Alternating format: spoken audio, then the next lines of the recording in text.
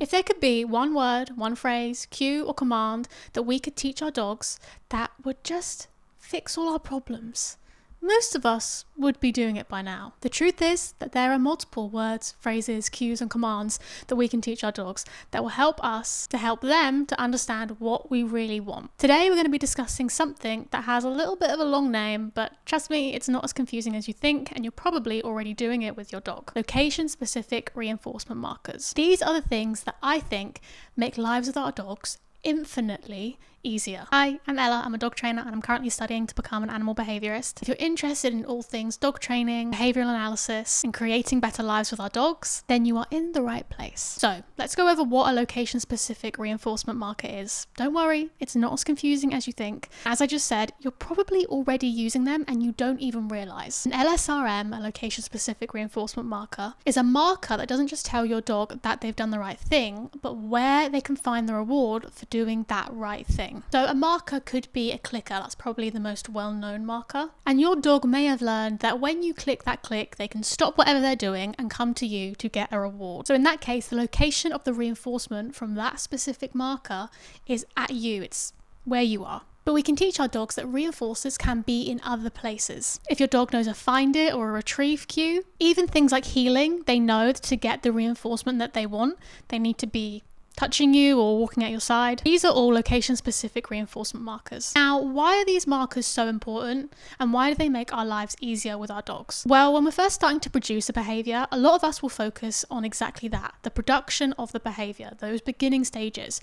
We want to get the dog actually doing the behaviour. Our dog's focus becomes so wholly on just the beginning of the behaviour rather than learning when a behaviour ends. This to me is really, really important. Most of us can get our dogs to start a behaviour, but what most of us can't do is help our dogs to understand that they need to hold that behaviour until it's over. The reason why we struggle with this is because our dogs don't know when a behaviour should be over. Using a location-specific reinforcement marker can help our dogs to understand when the behaviour is ending, which means they're a lot less likely to step out of the behaviour and then you having to go back and put them in position.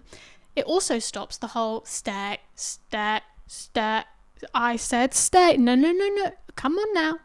If you just want to be able to say sit and walk away from your dog and then stay sat, location-specific reinforcement markers can really help with that. Imagine if your dog understood that it wasn't just that we wanted them to sit, but that we wanted them to sit and stay sat until we gave them a reward. Now with certain behaviours, we can't be there to give them that reward. Distance cues, for example, we can't be there to give them that reward. It's in the name of the game. It's a distance cue. If you want to teach things like a recall, which is a distance cue, or a distance sit or down, then having location-specific reinforcement markers can really, really help. A lot of dogs are trained in a way that they become obsessive over the reinforcer, which is usually food. So it stands to reason that a dog is going to want any behaviour that you ask them to do to end quickly so that they can get their reward. When we can tell our dogs exactly when a behaviour is over, we don't have to interrupt the behaviour all the time. They're going to learn to hold that behaviour for longer and longer periods. Another reason why I think LSRMs are so important is because it gives you more of a variety of reinforcers. You don't just have to use food or toys. Your release cue can be your reinforcer, and this means the things that you're releasing them to can be at varying levels of reinforcing. It opens up your world of reinforcers. So you're not just thinking about food and you're not just thinking about toys. You're thinking about access. You're thinking about permission. Permission is such a powerful reinforcer. It also means that we can be in a different place to the reinforcer. For example, I can pop a dog into a sit, throw a toy, and then walk away in the other direction. Now, I could recall a dog to me, or I can release them to a reinforcer. I use a find it cue, which means go and get the thing that I've just put down and bring it to me. I could also use a get it cue, which means you can get the toy and do whatever you want with it. Now, you might be thinking, Ella, okay, well, how do I use this in my day-to-day life? And is it not going to confuse my dog with all of these new cues and words? And I just want to say, your dog is probably a lot more clever than you think they are. Consistently using the same phrases or words for behaviours that your dog does every day is not going to further confuse them. It's going to create clarity. If you have a word that means, okay, you can step out the front door and come into a heel position, your dog's going to know to do that and not drag you out of the door. If currently your dog drags you out the door and you stand there and go, and pull them in and tell them off and give them a stern word and then do it again, trust me, your dog is going to prefer that you teach them this cue and teach them what you expect of them rather than telling them off. If you have a good connection with your dog I can tell you now, they would much rather you taught them to do the right thing than told them off. The only thing that would cause frustration in this scenario is an unclear or inconsistent use of cues. If you do the same things every day and repeat the behaviours that you want and use the words alongside it, this repetition, this rehearsal of the desired behaviour teaches the dog anyway. I'm going to give you an example of one of my location-specific reinforcement markers that I use every single time I work with the dogs. I work with a dog called Rodney, and whenever he's just about to go off the lead, he gets very, very excited. I remedied this by asking him to sit down before we go off the lead. Now, we began with a sit because he knew his sit cue. Then we began with a sit and a hold, so he held the sit and I walked away and then came back to him and took the lead off. And then I started adding a phrase. Do you want to go off? Now we get to the field, we look at each other, I say, do you want to go off? If he sits down, that means, yeah, I want to go off lead.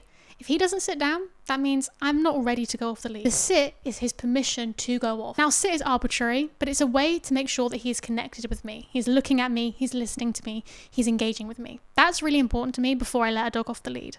If a dog isn't connected and engaged with me, I'm not letting them off the lead, especially not in a busy park. The do you want to go off and sit are two different cues, but have the same behaviour.